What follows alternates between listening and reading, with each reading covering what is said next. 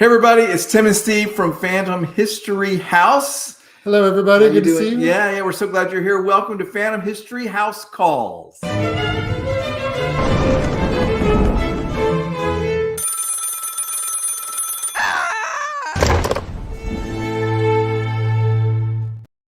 So tonight we are going to be talking with the wonderful Brian Kowalski, who is also known as Mama, who is a Salem, Massachusetts witch. And we have been fortunate enough to have known Brian for about a year now, professionally, thanks to the Bed and Breakfast. And he comes here regularly to do psychic readings, tarot card readings, bones, crystal ball, and he also does a seance here. And he'll be coming back on May the 4th. That's right, May the 4th, and also in June, there's a seance and reading scheduled. And these seances have been very, very popular. I mean, they were, especially the ones around Halloween time, there was a wait list, people clamoring to buy tickets because Brian does such a great job. Tonight, our topic is, what is a witch? And Brian is going to be a great person to answer that question for us. Absolutely. I mean, who better to ask than somebody who is a witch? And again, about a year ago, I had a chance to talk to him. And I think the video is on our YouTube page somewhere. It is. And Brian is a Salem, Massachusetts witch. And there's a whole conversation I had with him about what exactly that means.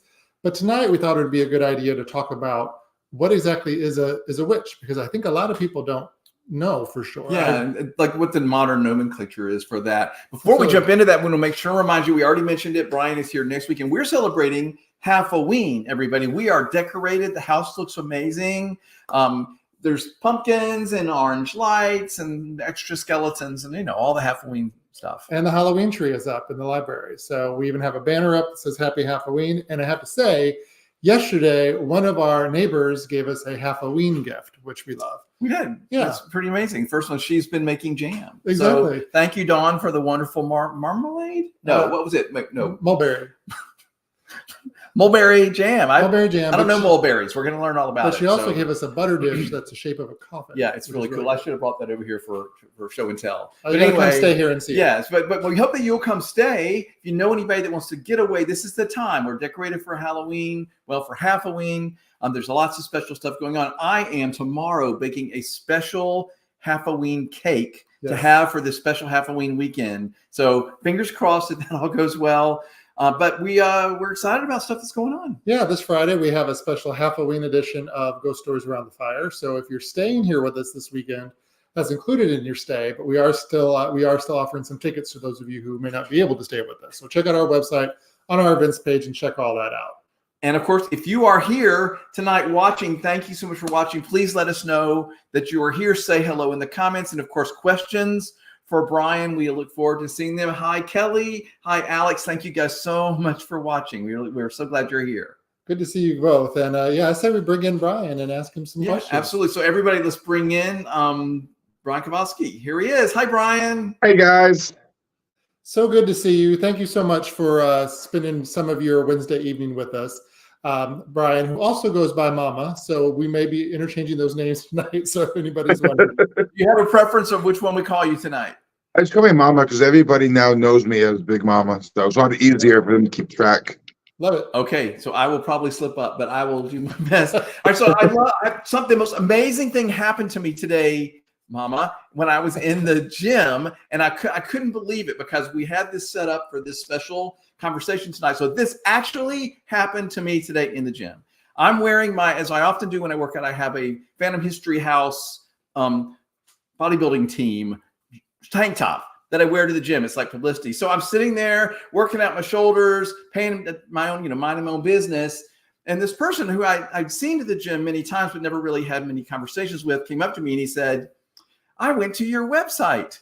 And I was like, wait, what? He went, yeah, your card was on, because we have a card up on the bulletin board there at the gym. He said, I looked at the card. I went to your website. It looks really cool. It looks like a really great place. I said, thank you. And he said, you guys do psychic readings and tarot cards and stuff? And I said, why, yes. And he said, well, I was looking at your website and I had a question about that because it said that one of your readers was a Salem, Massachusetts witch. I said, yeah, that's Big Mama. He comes and does the seances and readings. And he said, well, it said that he's a witch, but I thought witches were only female and that the men had other names. And I said, you know, I don't really know the answer to that, but tonight we're going to be talking to him about exactly that very thing. So, you know how the universe like lines up, right? Everything for a reason. He asked that question today at the gym, just out of the blue. Well, to answer his question, wherever he may be, hopefully he's out here watching this. Yeah, hope he is. The word witch, historically has no gender. It's not male nor female. Witch is a seeker of knowledge. Hollywood and stuff like that, made the witch more of a female gender. Even down here in Florida, for the first time in my life, have I met other people that call themselves witches, even tell me that I can't be called a witch because I'm a man. And I'm not used to that. In Salem, other places I've been to, it doesn't matter what sex you are. And the word warlock was a negative phrase for male witches, meaning warlike, and also warlock means oath breaker. But I do know a lot of male witches, modern day male witches, that purposely use the word warlock to own it. And that is a beautiful thing themselves. I go by what I am, which is a witch. So whether you call us a wizard, a witch, a warlock, any of these, a mage, a magi, sage, all those words, even shaman fits perfectly. Secrets of knowledge, of healing and magical arts and stuff like that. Well, and I'm glad you said that. And remember, if everybody watching, if you have a question for Mama, put it in the chat. We will be sure to share those. And the most silliest question, I use the real word, the most stupidest question ever asked me is the one that was never asked. So people ask away.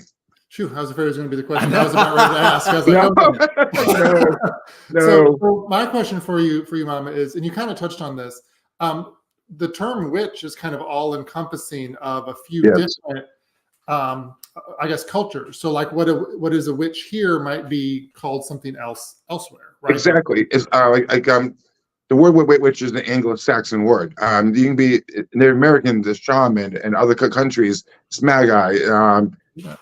Witch doctor is a phrase you hear way down there. There's so many different words all from different cultures, but they're all back in the day. Everybody on this planet, everybody on this planet's ancestors were pagan of some sort before Christianity. Every town, every village, every city had their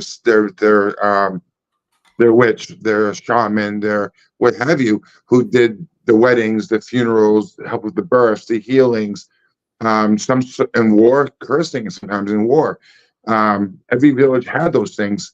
And nowadays they go into different names now, as in nurse, doctor, psychologist, therapist.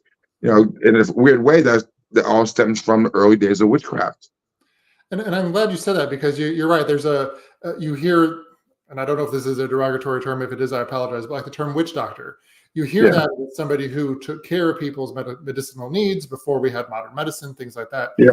So I guess for you specifically, Mama, what type of witch are you? I mean, I know you're a Salem witch, but when somebody what are you? I've asked, am I a dark, evil witch? Am I a good witch? And my answer has always been, since I was a little kid, I'm a sandwich.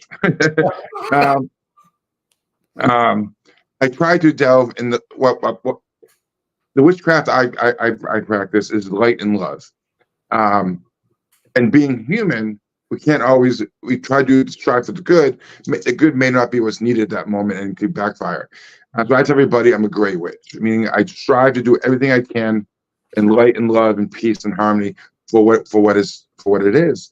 Help the universe maintain its goals, help people achieve their goals. I personally take it to the point, I think everybody who comes to me, I want to help them find their higher self, help them find who they truly are. And I don't go out and knock on doors to make people become witches. Witchcraft is not like any religious sect in the modern day world and ancient world. There's no proselytizing. There's no prostituting the religion. There's no knocking on doors trying to call people in. It's a very tough spirituality to be in, being faced with such negative connotations. Up north, Massachusetts, I'm used to living more freer as a witch versus down here. Yeah. I wouldn't wear my robes outside going food shopping, but I would in Massachusetts. I see. And this actually, before I ask my next question, we have a question from Julie who's watching. Hello, Julie. She is, and this is a great question. Is a medium considered a witch, or are those two No. separate things? No, that's a big debate in a lot of circles. Every human being is born psychic. It's as natural as breathing. The difference is, in modern day world, you're taught as fantasy. You're taught it's not real as a kid. You're taught your imaginary friends don't exist. So psychic ability exists. Some people are lucky enough, like I was as a young person being trained. So being a psychic is like being an athlete in a sense. If you don't work at it for a long period of time, then you're not as strong as somebody who's ever been to a gym and expects to go into the gym and come out with your body in one session. It's not going to happen. There's growing pains, there's work, there's blood, sweat, and tears.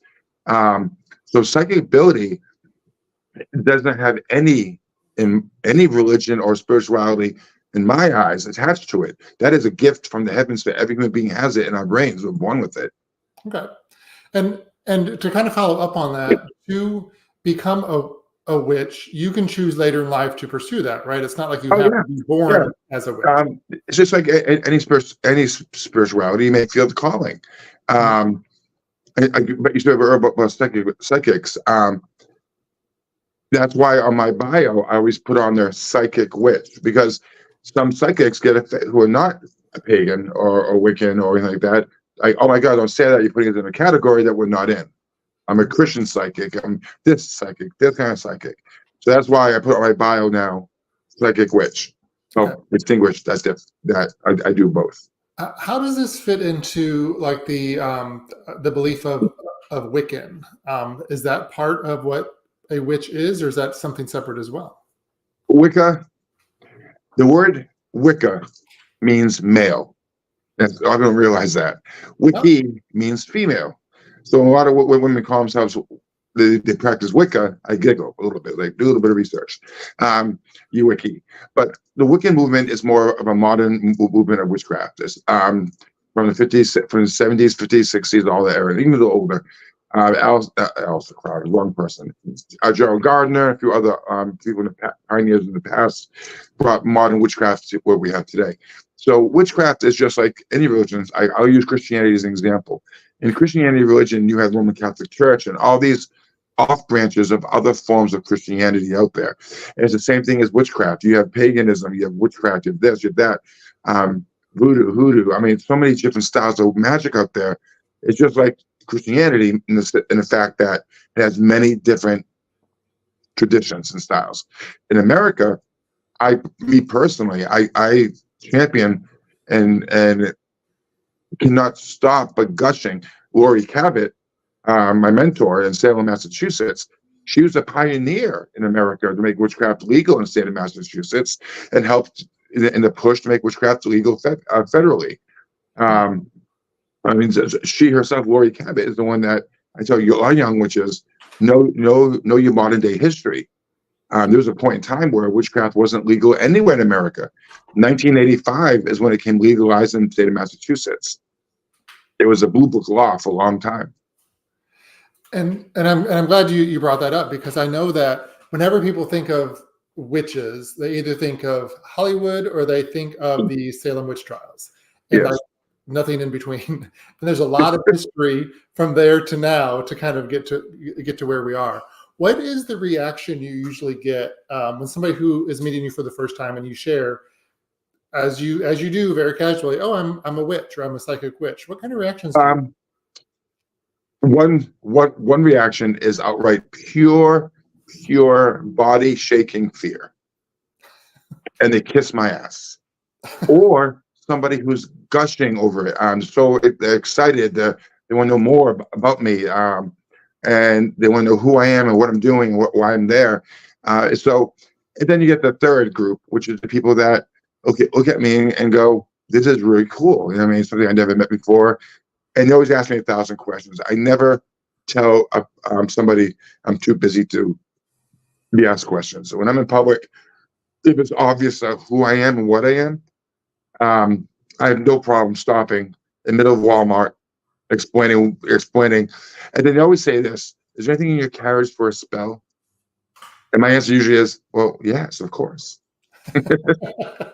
Well, and and I can vouch to the point you just made about being an open book, because I know the times you've been here, whenever we get like a down moment, I'm like always asking you questions and try to learn a little bit more. Then I really appreciate you being so patient with me to answer those questions, because I do think that you're such a great resource to explain what this is, which is why I'm so thrilled that we have you on here tonight.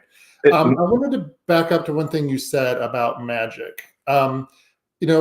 We had a conversation with one of our other psychic friends weeks and weeks ago, kind of about this, about what magic versus magic is. Magic with a C, magic with a CK. Yes, that is something that was done by Laurie Cabot and other older generation, which is a beautiful thing. They chose to change the spelling of magic to end it in CK instead of just C, because magic, MAGIC, traditionally is what you know as man pulling a rabbit out of a top hat or sleight of hand, where magic with a K is manipulation of universal forces around you.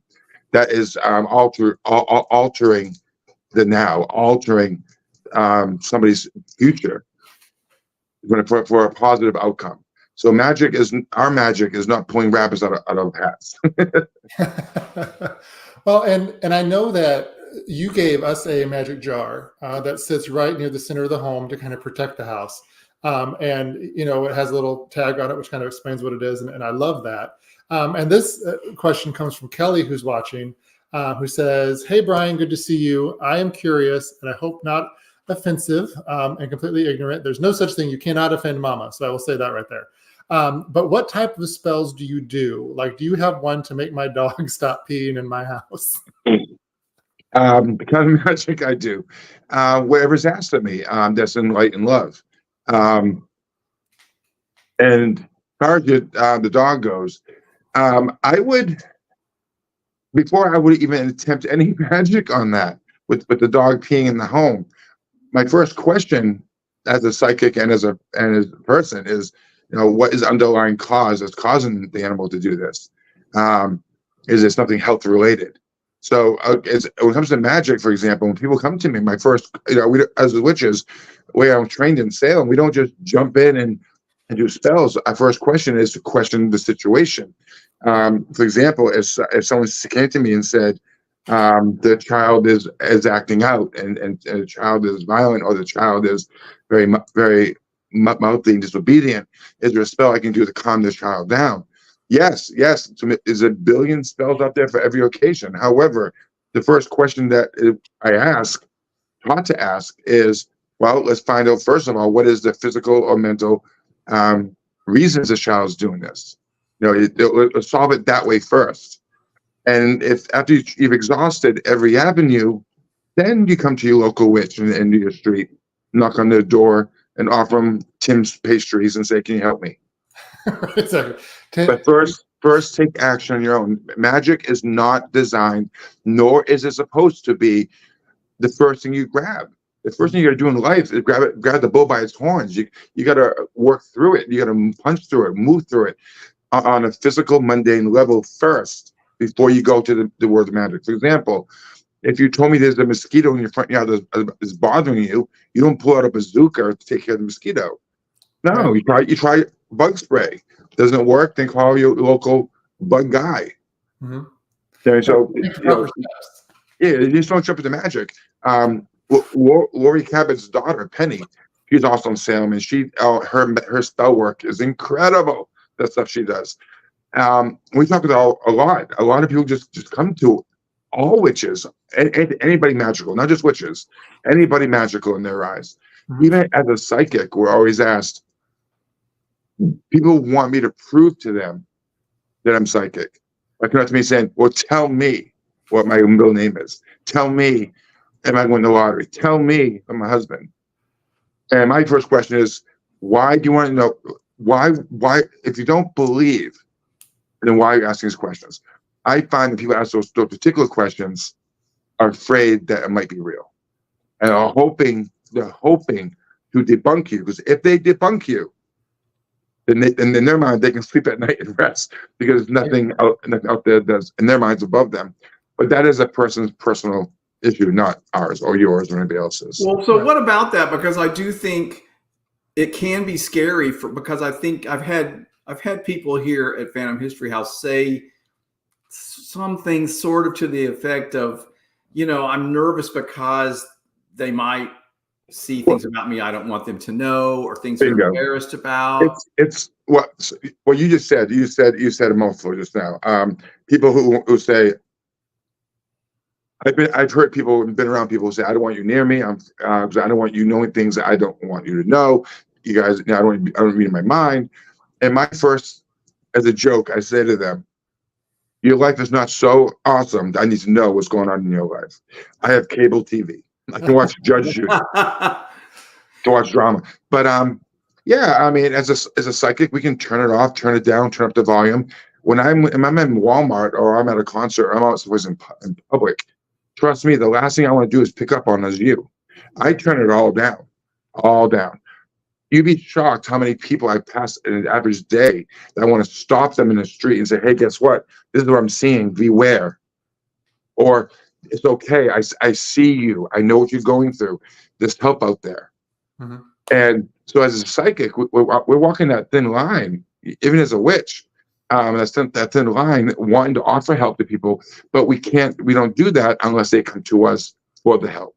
So people are afraid that we can see what you want us to see. The more you think about us not seeing what you want us to see, we're going to see it. You're projecting it at us. So let me ask you another question. This is really interesting the way you're describing all of this.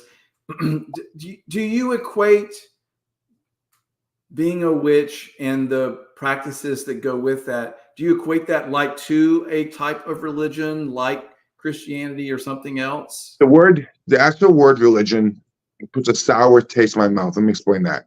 And there's no reflection on Christianity or any other organized religion. The word religion signifies something that has been built and put together by men. Which means it's fallible. It's not perfect. It's fallible. Each generation, people add their own 2 cents to that. And out of that, you get a lot of hatred, a lot of bigotry, a lot of racism. All of that comes out of not all religions. But some religions, it can fester in there. I'd rather call what I do is me being a spiritual being, a spiritual person. I've met a lot of people who are Christian they're spiritual Christians, meaning they worship Jesus and in the heavens their way, their personal connection to that. Yeah, I totally get that. And so let me ask the question a different way. Sure. So I have my own spiritual practice. Let me say that. And it's not necessarily tied to a religion, but there's a certain so is that how you interact with being a witch, or is this something separate from like a general spiritual practice? The reason I ask that question is because for my spiritual practice, the way that I think about that, it's not something that comes last or later. It's part of the whole process for me. Yes. So when you were saying like, don't come to me first, I understand why you explain those steps, but I'm got confused about where that falls in line, because for me, my spiritual practice is in the middle of decision making. It's okay. So when it comes to my personal life, this is my spiritual path. 24 hours a day, 7 days a week, in bed, out of bed. This is who I am. Everybody's spiritual experience is a little different. What I mean by that is I would never infringe my spiritual beliefs or push it onto another living being, another human being. If they came to me seeking knowledge, seeking answers, seeking maybe a new spiritual path, I'm more than happy to sit there and listen to them and answer questions to the best of my ability. But my day-to-day life, me going every day wearing jeans or underwear jeans, t-shirts and shorts, it's a spiritual day for me. I see the god and goddesses and everything I see outside, and the fairies, the magic and the elves. I see magic around every living being. So it's just like you, it's part of my inner core. It's not something I do separate.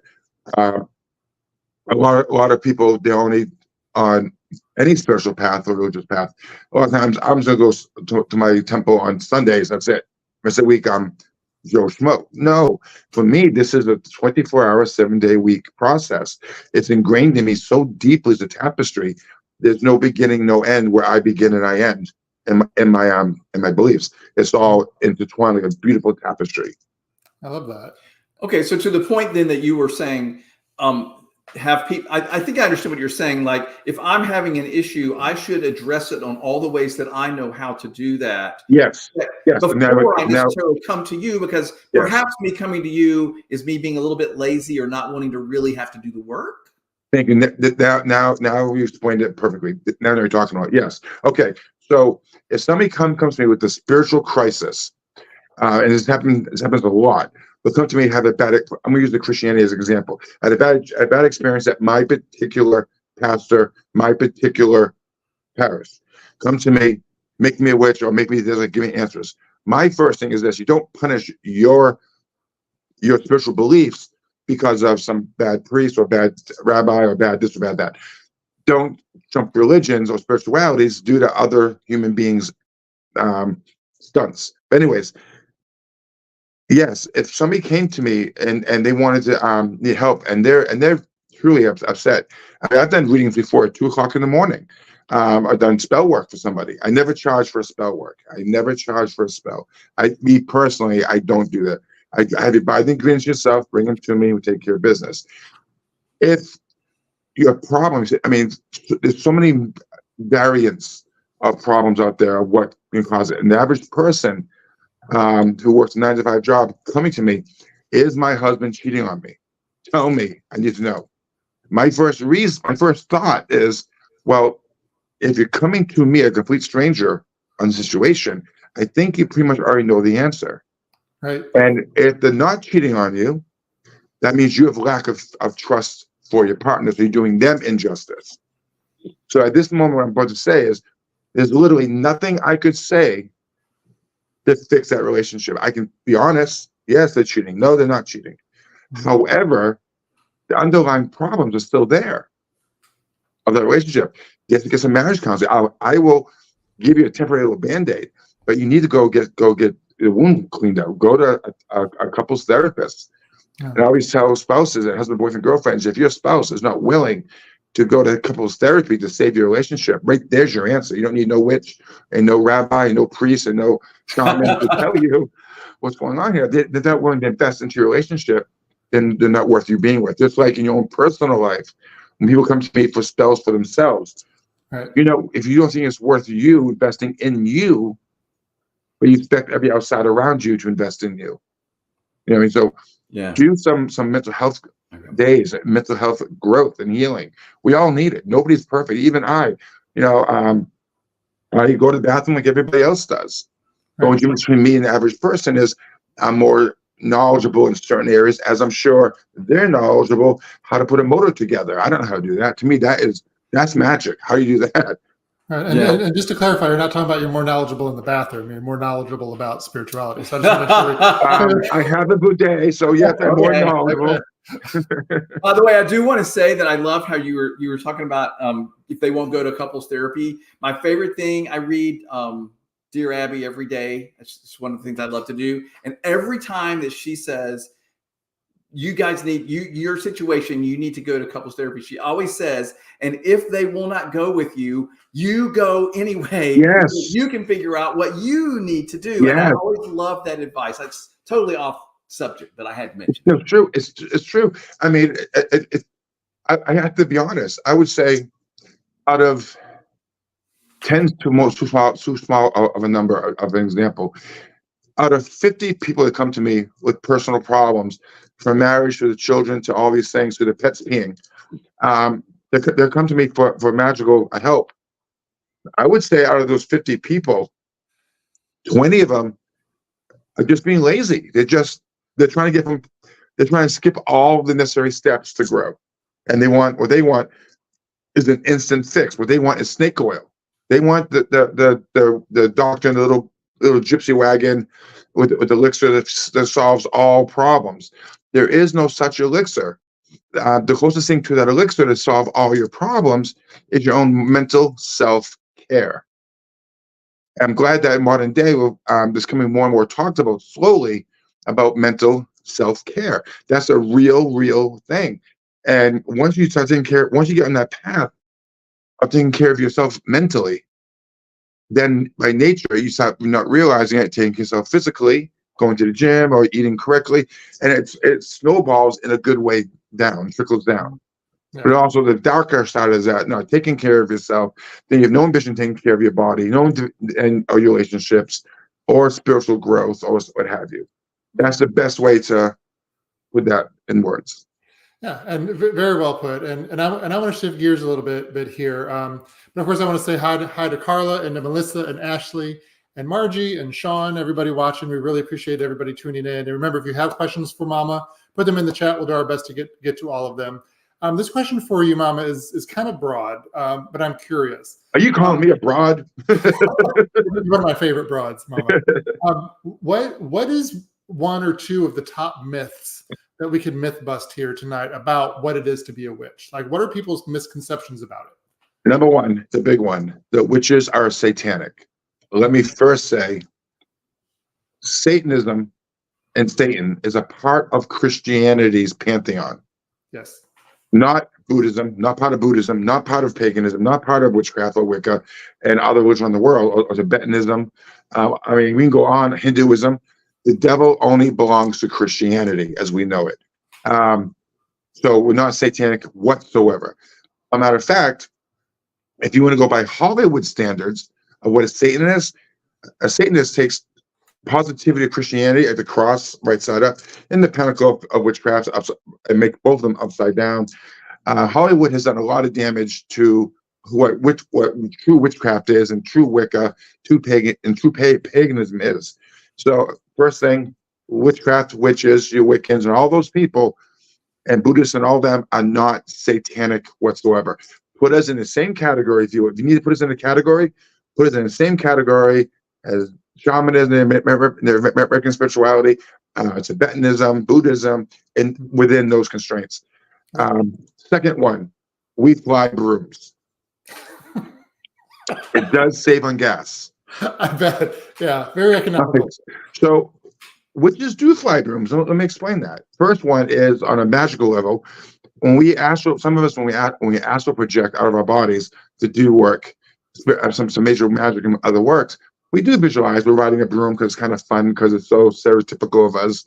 But the real reason behind the broom is, again, it's from Europe. And in the olden days, the people would, before Christianity, and even after Christianity, they would see these people sowing the fields. So what happened is they would sow the fields.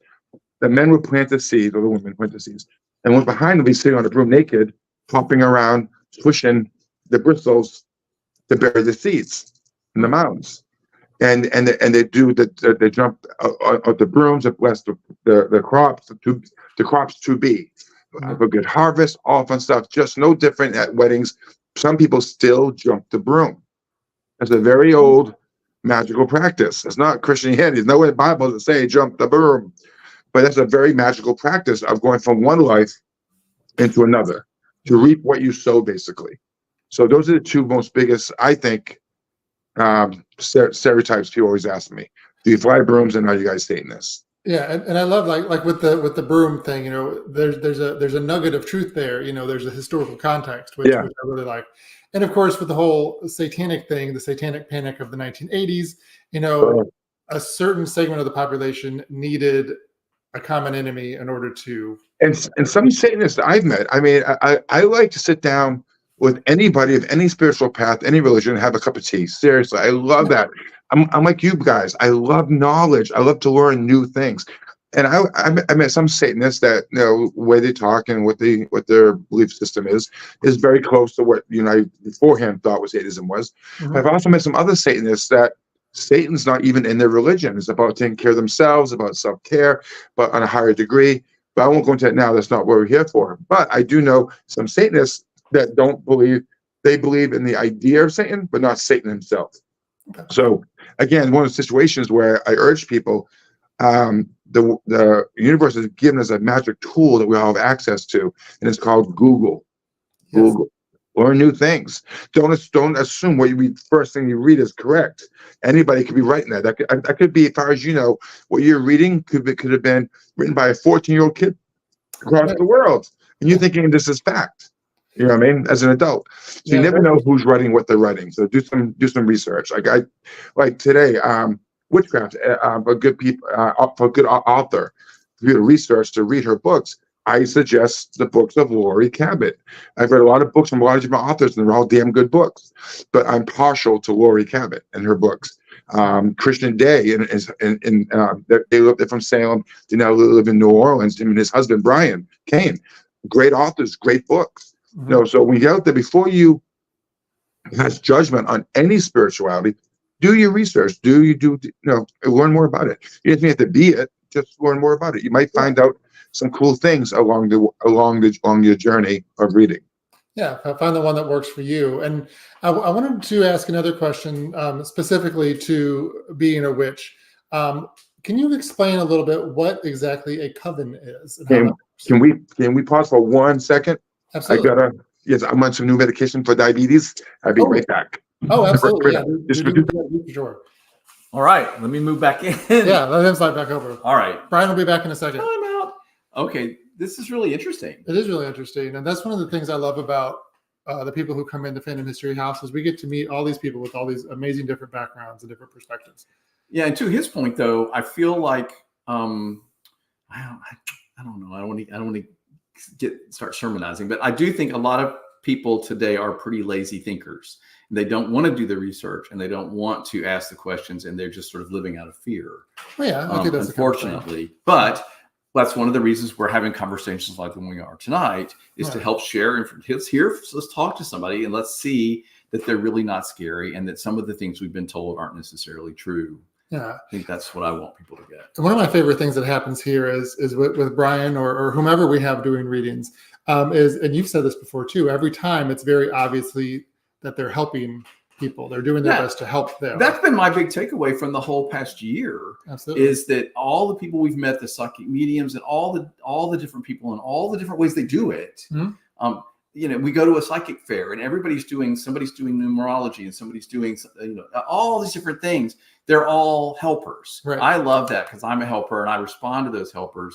They're all trying to help, and I know that that's true for Mama too. We're going to bring him back in. Hey, welcome back. I've been asked about that. What you just mentioned about fairs and stuff.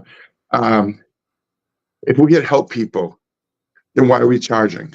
Well, same reason why your doctor charges you and your nurse charges you. We have bills to pay. We have a rent and mortgage to pay. Our job is no less valuable than yours. That's the thing is they're not used to paying for things. Well, yeah, they're not valuing it. They don't because No, about a coven. You mentioned about what is a coven. So Hollywood and some fantasy books list the covens have to be 13 witches and all this crazy nonsense. A coven to me is anything. The word coven is plural. So it's anything more than two people in a group in a spiritual shared environment doing magical works together. Coven can be 2 people up to 1,000 to 2,000 people around the world. I know some covens that are huge out there, huge. And some covens, they're closed, meaning they don't allow people in unless it's like being like a sorority in a weird way. Meaning some are open to new members on a regular basis. Some say, no, you got to take our classes, and so we know that you're on the same page we're on.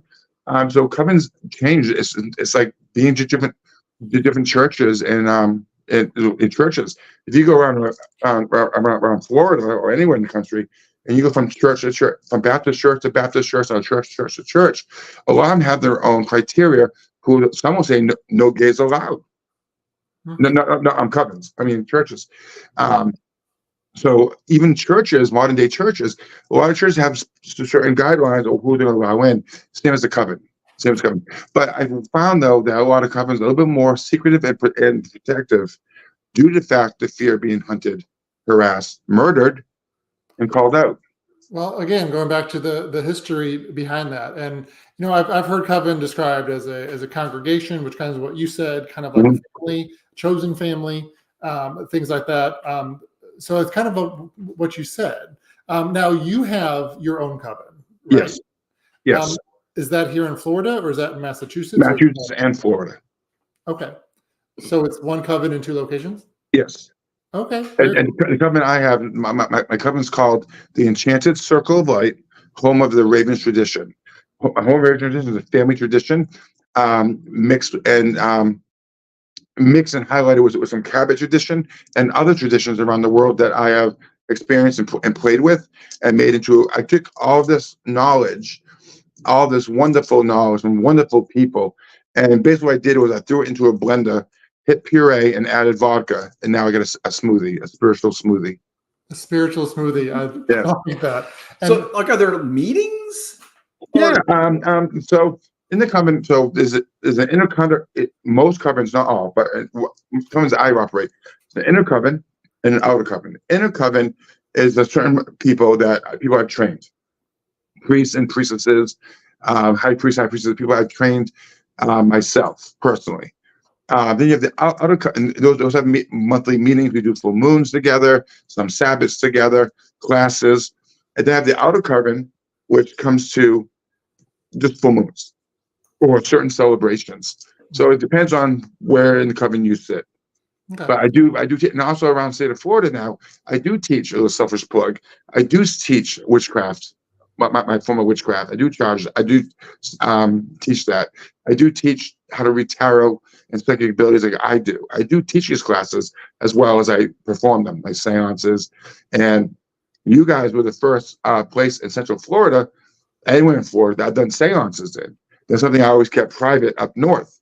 So down here, I did it at your place. I was like, okay, well, why not? You know what I mean? Let's try this out. And because of you and Tim, I'm doing seances. I'm listed as the most sought after seance in Central Florida. I can't seats fill so fast wherever I'm at. My classes are filling up like wildfire. And again, a lot of that came from you guys. And don't forget, everybody, we have a seance next Saturday, May 4th, here at Phantom History House. And Brian's here doing readings during the day as well. When I do seances and psychic readings, my husband always says this. I'm getting ready to go to work. I'm getting pumped up. Yes, I do that. I have to get myself pumped up, raise up my batteries, raise up my energy, get myself, eat some protein, always eat some protein before psychic work, middle of it and the end of it. Anyway, my husband says to me, you ain't working. I'm like, I'm not working. You ain't working. All you're doing is gossiping with the ancestors. He's kind of right. Yeah, but what a great gig. You get to gossip with the ancestors. Yeah, I can find all the dirty deeds. No, I was going to, hey, Victor, thanks for joining us. Yeah, thanks everybody for watching. And happy birthday, Victor. Thanks for taking time out to say hey today. Yeah, absolutely. Cool. Happy birthday, Victor. Yes. Wait, Victor, what is his last initial of his last name? C. Victor, this birthday season for you is going to be very odd this year in a very good way. Victor, make the rest of the spring and the summer your bitch. I'm serious. 2023, 22 really sucked ass for you. But this year's going to be different. Things are coming around for you, I promise you, Victor. Remember this video. All right. Save it, replay it down the road. Cool. All right. So I have one question now that we're trying to wrap this up. I have a question, and I'm afraid it might be one of those that could be offensive. Okay, are you going to ask? I know you're going to ask. I'm married. I'm sorry, boys. I'm married. Oh, wow. Okay, you have to ask the other question. Okay, then I'll go to ask question the other one. No, there unfortunately, there's so in our culture here especially in the South, there's all of these negative connotations around the word witch, right? Yes. People are scared of it because of all the reasons we've already talked about and that people clearly know. Has there ever been a thought within that community to change the word?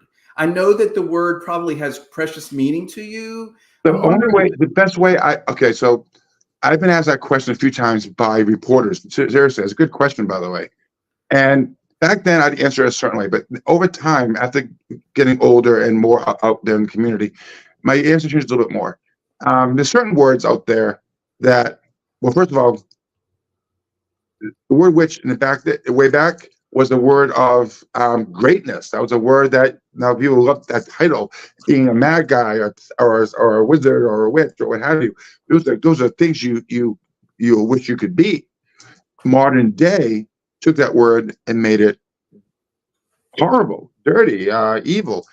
The best way I can rationalize this, and a small little tiny microcosm of an example, is in the Black community.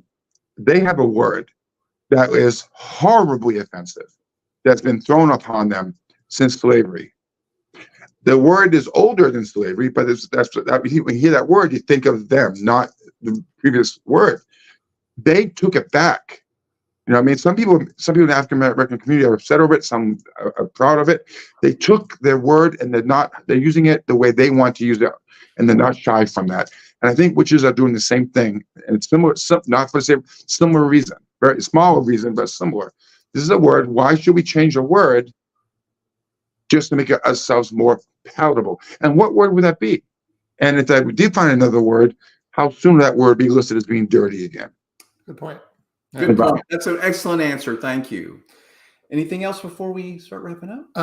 I wanted to end on a very, very positive note, and thank you for sharing that with Victor, which is very cool. Before we say goodbye and we kind of do our wrap-up stuff about events, what is your piece of advice for anybody watching this tonight about either learning more about what a witch is or about how to face the rest of this insane year that's ahead of us? Any parting words of wisdom? Yes, I would, first of all, start reading some books from Laurie Cabot, from Brian Cain, Chris McKenzie. Those are the three major authors to read up on.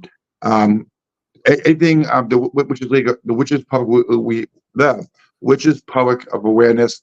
Go online, research those places, research what witch really means. But more importantly, ask questions. Don't point fingers at anybody's religion, race, or creed. Ask questions. Questions are not offensive. It's the meaning behind the questions that can be offensive. Very well said.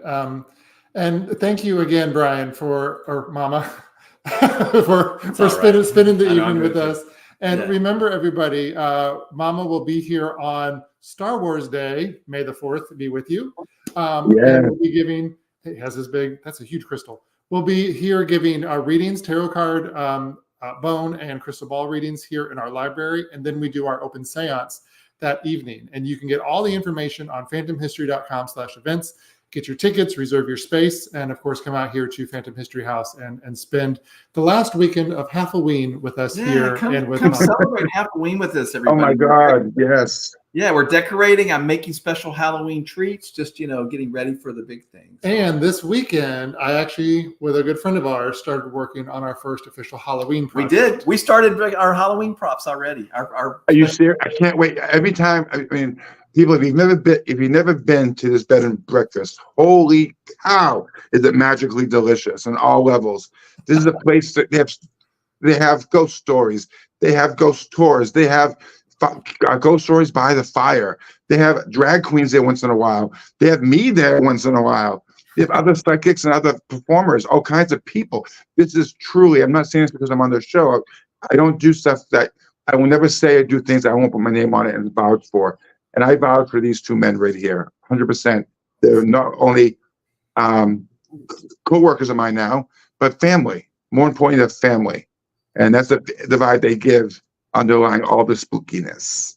Oh, that's so kind of you to say that. And, we're starting to do wedding events. We're going to have some weddings here, small weddings here, get ready events, all kinds of things. We feel like we're a wonderful place. We have created and are trying hard to create an environment where people feel comfortable. And for a shameless plug, I am ordained to do marriages. My husband's a great DJ, and I do drag as well. So just a shameless plug. Yeah, by the way, and look, I want to tell you, we are very excited about what we're already getting ready for Halloween, everybody. Yeah. So make plans to come to Phantom History House during the Halloween season, because we're excited. I'm excited about it. And of course, come see Mama on May the 4th. Next week. Who is a member of our spooky family as well. So thank you to Mama and to Ron, his husband, for taking time out. And thank you, everybody, for tuning in. It was great seeing everybody. And we will see you here next week on another episode of Phantom History House. We're talking to Victor Peruso, who is a wonderful psychic here in St. Pete. Yes, absolutely. Nice. We have some specific questions for him as well. And again, check out our website for updates on events. But we will see everybody next time. Thank you, guys. See you guys later. Brightest blessings.